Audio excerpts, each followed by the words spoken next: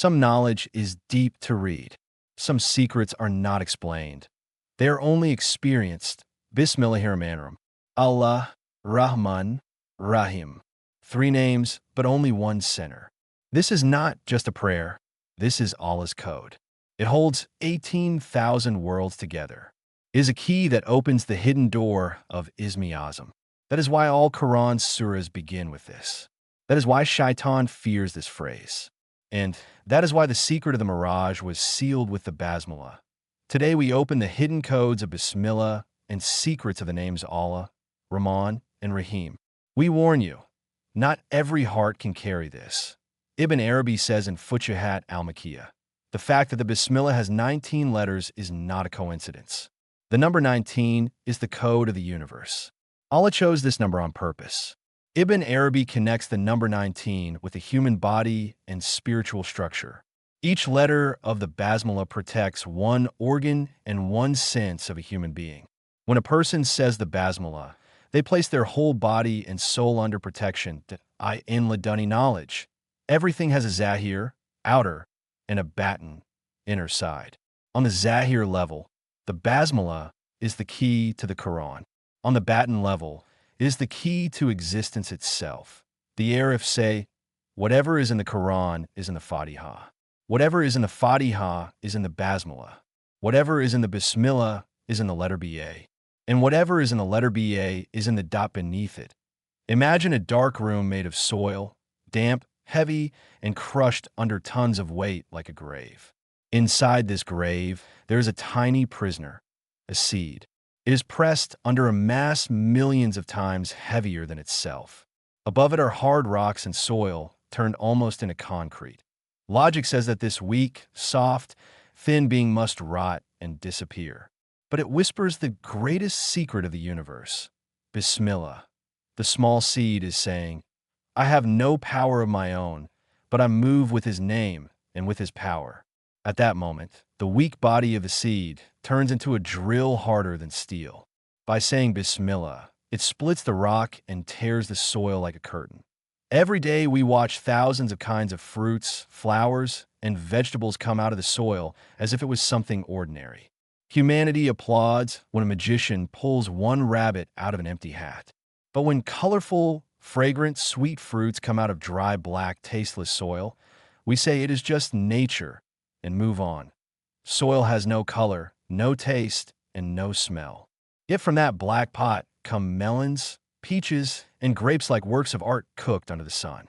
This is the greatest art of the universe, that we cannot see this miracle because we have caught a hidden illness called ulfit, habit. And habit means blindness. Look at the oranges smiling at us from under the snow in the middle of winter. Look at the fruits that stay thirsty for days on a thin branch and offer us cold water and sugar. That fruit tree does not know you, does not love you. So whose work is this activity of mercy? If that tree did not say Bismillah, how could it offer you that fruit from the treasure of mercy? The Basmala does not say with Allah, it says with the name of Allah. Because the essence of Allah surrounds everything, but we reach him through his names. Here two great names shine clearly, Rahman and Rahim.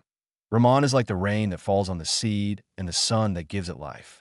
Rahim is the special program inside that seed, the special care that helps it pass through very hard obstacles. If you face rocks in your life that cannot be broken and walls that seem impossible to pass, then stop and remember that seed. If the seed's Bismillah can pierce stone, which problem can a Bismillah coming from your heart not solve? Look at the lives of Muslim scholars. They produce tens of thousands of pages of works that could never fit into a normal human lifetime. Why? Because when they dipped their pen into ink, they said Bismillah. That pen was no longer theirs. It became the pen of the one who is Razak and Fatah. Sometimes a person carries a name that multiplies their power because it carries authority behind it. They may carry an order from the prime ministry and act with the power of the government. Or they may be a judge acting with a court order. The tone of Bismillah is the same. To say Bismillah means, I am not starting with myself. I am not walking by relying on my own power. I am not carrying this work on my shoulders alone. Here, the hidden arrogance settled inside the human is shaken. Because most of the time a human says, I did it, I succeeded, I solved it. But in reality, even the things a human solves depend on thousands of conditions. Most of these conditions are not seen. Because they're not seen, the human gives credit to themselves. But Bismillah takes that false share from the human and places this truth instead. This work happens with his name. From the outside, a human looks strong. They build cities, raise buildings, produce technology. But when it comes to the heart, the human knows how fragile they really are. The weakest part of a human is not the muscles or the bones. The weakest part of a human is the mind. And the greatest enemy of the mind is fear. Today, this is where people are hurt the most. Fear, anxiety, worry. Sometimes nothing is wrong, yet the heart suddenly feels tight. Sometimes everything seems fine, yet an unexplainable restlessness fills the inside. That people's immune systems weaken. Their bodies get sick, their sleep disappears. They go to doctors. Medicines are given. But most of the time, the root cause does not change. Because the root is not in the body, it is in the mind. When a person is surrounded by all these events, they face one question. What will I hold on to? Here, Bismillah gains a completely different meaning. A human either finds something to hold on to, or they fall apart. If there is a being who holds all the reins of the world, then that is where a human must lean, because small causes cannot carry big fears. The power of money is limited. The power of health is limited. The loyalty of people is limited. But unlimited fears can only be carried by leaning on an unlimited power. This is where Bismillah stops being just a word. Bismillah becomes a sentence of refuge. But there's a very subtle point. Saying Bismillah is not enough. One must live the secret of Bismillah, because anyone can say Bismillah. Even someone who does not believe can say it. Even someone whose heart is far away can say it. So the issue is not the word itself. The issue is the truth that the word stands on. A meal has a recipe, but it also has a secret. Everyone has the recipe, but the taste is in the secret. You use the same ingredients, the same amounts, but the result is not the same. Because there is a delicacy to that work, the right heat, the right time, and the right touch. Bismillah is the same. Its recipe is known, but unless its secret is lived, its effect is not seen. Our prophet says, knowledge was a single dot.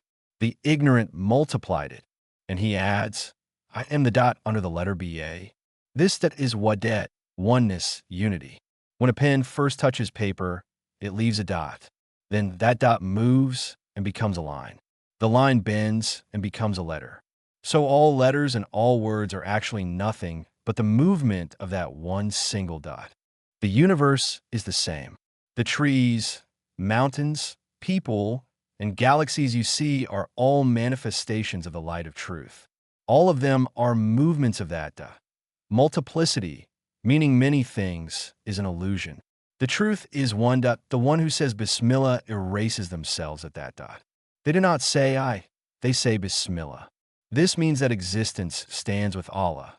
The name Allah inside Bismillahirrahmanirrahim is the greatest and strongest name, the name that gathers and contains all other names. Other names like Razak, Shafi, Kahar point to a specific attribute, but the name Allah points directly to Allah himself. I in Laduni meaning. The name Allah is like fire. Just as fire burns whatever is put into it and turns it into itself. It makes wood fire, it makes iron fire.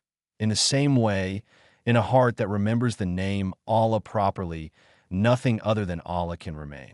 Everything else burns and turns to ash. The presence of the name Allah in the Basmala is the peak of servanthood. Majesty and beauty, force and kindness are one. The Arif who says the Basmala knows that both trouble and blessing come from the same place. When they say Allah, they are saying, I accept both the pain you give and the cure you give. Because all of it comes from that one name. That is why the Bismillah is a circle of protection. Where that name is mentioned, Shaitan cannot enter with division or heedlessness. Because Shaitan feeds on division. The name Allah is Tawheed, oneness. Ibn Arabi explains existence as the breath of Rahman. When Allah wanted to be known, He manifested with love, and this manifestation appeared as mercy.Ar-Rahman is the outer mercy. It covers the world. Is the sun rising on both the oppressor and the scholar. It is water quenching both the believer and the disbeliever to in Laduni meaning. Rahman is giving beings a body, a dress of existence to their known forms. In other words, Allah bringing you from non-existence into existence is the manifestation of the name Rahman. You exist because He is Rahman.Ar-Rahim is the inner mercy. It belongs to the essence, to the core. It is the journey of return. We came into existence with the name Rahman. We will return to Him with the name Rahim. The name Rahim is a special compassion that protects and develops that divine spark, that secret. It is not open to everyone. It opens only to the one who seeks the secret. The two names standing side by side in the Basmala create a great balance. You say, I was created with Rahman. I was loved with Rahim, and I am returning. The Basmala is a summary of creation and the desire to reunite. What is the benefit of knowing this knowledge? If you say the Bismillah only with your tongue, you knock on the door.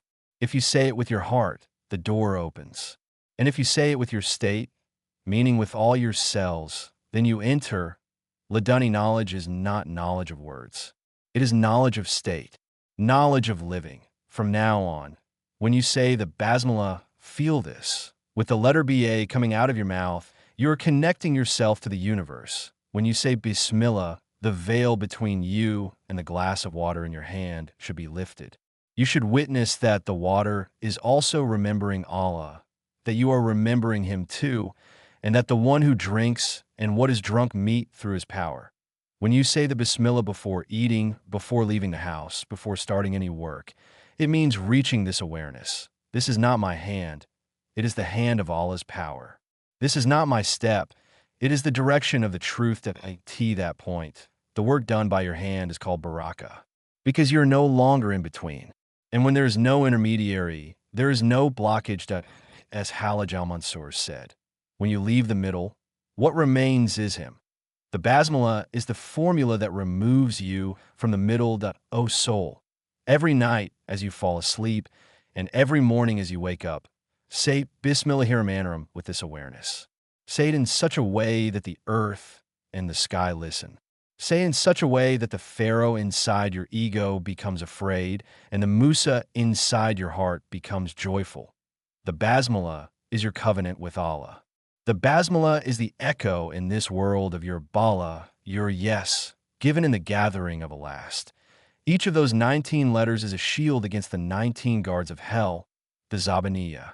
Each letter is a lock, a code waiting to be opened inside your soul. Imagine yourself in a pitch-dark room, completely closed on all sides. In that moment of emptiness and loneliness, when the soul feels tight, someone enters. First, they turn on a light. Then they begin to decorate the room with your favorite colors. They place the most delicious food in front of you. You feel the room come alive. But the most important point is this. What makes the room joyful is not only the physical light or the food. What truly brings life to the room is the mercy in the heart of the one who brought that help taking a physical form. The spiritual compassion inside that person became a lamp outside, colors on the wall, and fruit on the table. The world we live on was once just a dark, cold rock broken away from the sun. Onto this empty and lifeless rock, an atmosphere was placed like a garment around the sky. Inside it, a delicate mix of oxygen was set, adjusted exactly for human lungs. The earth was covered with carpets of colorful flowers. Waterfalls were hung on the necks of mountains like jewels. The sun was placed in the sky like a lamp. But it was not only meant to give light. It was also a sign like a stove to prepare and ripen the blessings of the earth. The power that brings life to this universe and lights up this dark emptiness is a direct manifestation of endless mercy. When a person looks at this scene, they realize, every beauty I see is actually the mercy of the Creator made visible. That great spiritual compassion took shapes according to our needs. When we are thirsty, it became water. When we are hungry, it became fruit. When we are cold, It became the sun that a human often sees themselves as small. Sometimes the opposite happens, and they see themselves as too great. But the real problem is that the human does not know their place. Look around you. The sun rises for you. The moon gives light at night for you. The earth gives crops for you. The rain falls for you. Animals become meat, milk, and burden for you. Think of a bee. It makes honey, but it does not eat the honey. Think of a cow. It gives milk, but it does not drink the milk. Think of a sheep. It has wool, but it does not wear it. For whom? If you ask this question without leaving room to escape, the answer always leads to the same place. For the human, that if a human looks at this picture and says, I am very powerful, they disgrace themselves. If they say, I am very weak, but do not see the mercy behind this weakness, they're still mistaken. The correct sentence is this: the human is weak but central. Bismillah is the name of the key that opens this endless, uncountable abundance. When a person turns this key, they say, O Lord, with your name, this universe becomes alive. The absolute knowledge, will, and power contained in your name deliver these countless blessings to someone needy like me. When people hear the word hell, a place immediately appears in the mind. Fire, darkness, screams. But the real hell is not always a place. Sometimes the real hell is where mercy is withdrawn. And this can happen to a person while they're still in this world. Think of a person who has everything: a house, a car, money, good health, people around them. From the outside, someone would say they are living in paradise. But when you look inside that person, you notice something. There is no taste, no peace. A constant tightness, a constant feeling of emptiness. This state is the state where mercy has been withdrawn. Because blessings alone do not give happiness. A blessing must come with mercy. The same food gives pleasure to one person but feels like poison to another. The same house gives peace to one person but becomes a prison for another. The problem is not in things. The problem is mercy. When mercy is withdrawn, even the most beautiful things become heavy. Everything a person has feels like it is piled on top of them. Instead of their possessions carrying them, they begin to carry their possessions. This is hell inside the world. Sometimes hell is not something added. Sometimes hell is something removed. What is removed? Mercy. What happens when mercy is removed? The sun still rises, but it does not warm the heart. The rain still falls, but it does not quench spiritual thirst. People still speak, but they do not comfort. Food is still eaten, but gives no taste. Everything exists, but meaning is gone. It does not happen suddenly. It happens slowly. Gratitude decreases. The connection weakens. The person starts to see everything as coming from themselves. They say, I deserve this for good things. They respond to hardships with rebellion, saying, why me? This state creates a crack inside the person. As the crack grows, mercy stops flowing, and here Bismillah appears again. Because Bismillah stops the person from putting themselves at the center. Bismillah reminds the person of their limits. It says, this blessing is not your own achievement. This order is not something you built. This life does not belong to you.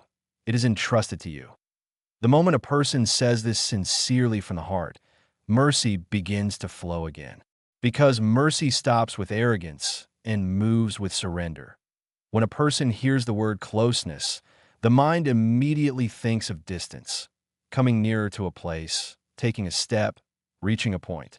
But the closeness spoken of here is not measured by steps or distance. Because Allah is free from place and time. What does it mean to be close to Allah? Here, closeness means taking a share. Taking a share from the names of Allah. It means those names becoming visible in a person's life, that a person becomes close to Allah to the extent that they reflect His names through the abilities given to them. This closeness is not geographical. It is qualitative. This is called being filled with light. But being filled with light is not a shining face or a soft voice. Being filled with light means receiving a share from the names of Allah. It means the dark areas inside a person begin to be illuminated. And darkness here is not only ignorance, it is lack of mercy. Think of a person. They may be very knowledgeable, but if they are merciless, they are in darkness. They may be very strong, but if they are unjust, they are in darkness. Yes, O light does not shine with knowledge alone. It shines with mercy that a person who receives light from the name Rahman becomes more merciful. A person who receives light from the name Hakim gains balance in their actions. A person who receives light from the name Qudus feels the need to be purified not only in the body, but also in the heart. This is what closeness is. And this closeness begins when a person says Bismillah that a person usually asks, is Allah showing mercy to me? But the real question is this: how open am I to the mercy of Allah? Because mercy is always flowing. The problem is not the source.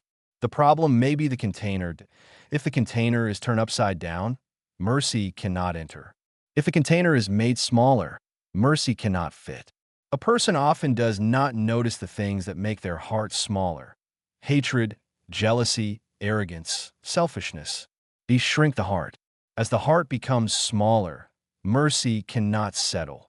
Then the person says, "Why do I have no peace?" There is no peace because mercy has nowhere to stay. Being filled with light is the widening of this container. And this widening does not happen through theory. It happens through practice. It happens in life that as a person acts in a way that matches the names of Allah, they expand. When they show mercy, they take a share from Rahman. When they forgive, they take a share from Ghaffar. When they're patient, they take a share from Sabah. As this share increases, the darkness inside the person decreases. All these truths are heavy because they shake the life a person is used to. Most of the time, a person wants to believe only as much as is enough for themselves. Anything more feels like a burden. They say, "Let me just be saved, that is enough." But this thinking goes against the spirit of this path. Because truth is not protected by hiding it. Truth takes root when it is shared. Here a very basic law comes into action, a quiet but powerful law. The greatest condition of benefiting is to be a means for others to benefit. This is not only a religious rule. It applies to every part of life. A person who does not teach what they know soon loses that knowledge.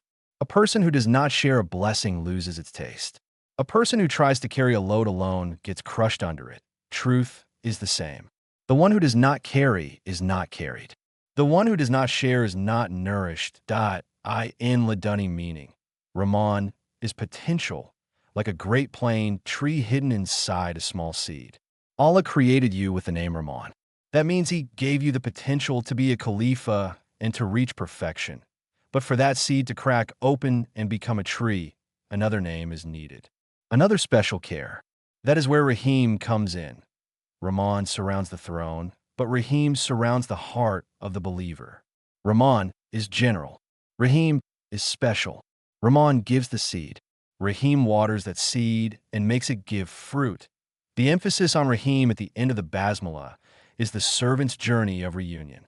Allah provides for even disbelievers with the attribute of Rahman, but He places the light of guidance and the fire of love into the hearts of only those He loves with the attribute of Rahim. If you're breaking your sleep at this hour of the night to listen to this talk, know that the name Rahim is being manifested to you right now. While everyone else sleeps, the one who wakes you, and while others are busy with heedlessness, the one who places the concern for truth into your heart is Him. This is a personal invitation for you to Tasawwuf. Rahimiyya is a spiritual journey, a process of inner travel. When you say Ar-Rahim, while saying the Basmala, you should intend this: My Allah, do not leave me only as created, only at the level of Rahman. Make me a mirror to your essence at the level of Rahim. Do not leave me raw, cook me. Do not leave me far, bring me close to you. Rumi says it beautifully. The freezing cold of winter is also from Allah, and the gentle breeze of spring is also from Allah. But wait for spring, because the rose blooms in spring. The name Rahim is the spring of the soul. That Rahim breeze at the end of the Basmala is there to make roses bloom in the soil of your heart. Let us tie the words with the prayer of Yusuf. Take my soul as a Muslim and join me with the righteous. Surah Yusuf 101. May your night be illuminated with the light of the Basmala. May your secret be honored and your moment be blessed. And now this whole journey gathers in one place. In 3 words, Bismillah. Hamd, Salawat. When these 3 come together, a person's life stops being fragmented. Scatteredness ends.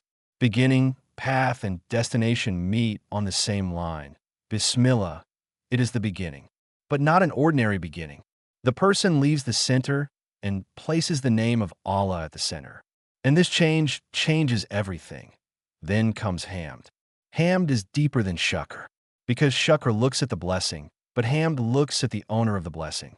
Hamd means, this beauty does not belong to me. This order is not my achievement. This life does not owe me anything. I owe this life that a person who makes Hamd cannot rebel, because rebellion is born from claiming ownership. The one who makes Hamd knows, I am not the owner. I am a trustee. Then comes Salawat. Salawat fixes the direction of the path, because a human can lose their way when they walk alone. Even with the best intentions, they can enter wrong paths. But this path has a guide who lived this path with his life, his character, his patience, and his mercy, and showed it. Salawat is the person saying this.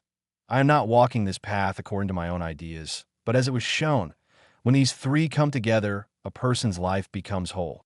The beginning is with the name of Allah. The walk is with gratitude and surrender. And the direction is protected from deviation.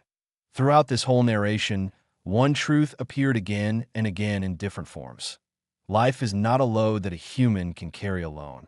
When a human is left to their own power, they get crushed. They remain under fear. They're thrown around by anxiety. But when they lean on mercy, the same life becomes bearable. When a person understands this, they stop rushing. They stop becoming harsh. They leave the effort to control everything, because they know control is not in their hands. And this knowledge does not weaken a person. It relaxes them. At the end of this journey, the person arrives here. Bismillah is a door. Mercy is the treasure behind that door. Servanthood is giving that treasure its due. And the person also learns this. This treasure is not protected by hiding it. It increases when shared. It becomes lighter when carried. It becomes deeper when lived. That is why these words, these lessons, these truths are not an ending. They are a beginning that must be carried into life.